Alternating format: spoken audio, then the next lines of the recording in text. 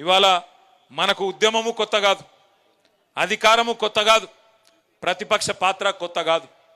కానీ ఇవాళ మనకు తిరిగి అధికారం కావాలని కోరుకోవడం మన కోసం కాదు. ఆనాడు టిఆర్ఎస్ పుట్టుక చరిత్రలో ఒక అనివార్యమైన పరిస్థితిలోంచి వచ్చిన ఒక సందర్భం. ఇవాళ కూడా తిరిగి బీఆర్ఎస్ కు అధికారం కావాలని కోరుకోవడం మన కోసం కాదు, తెలంగాణ కొరకు ఒక చారిత్రక అవసరం ఖచ్చితంగా ఉన్నది.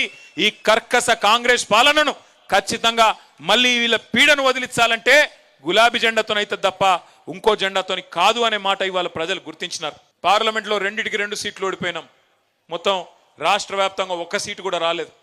చాలా మంది అన్నారు అయిపోయింది, వీళ్ళ పని అయిపోయింది, ఇక ఉన్న ఎమ్మెల్యేలు వెళ్ళిపోతారు, ఎమ్మెల్సీలు వెళ్ళిపోతారు, అసలు పార్టీ మూతపడుతుంది అనే మాట కూడా మాట్లాడినారు.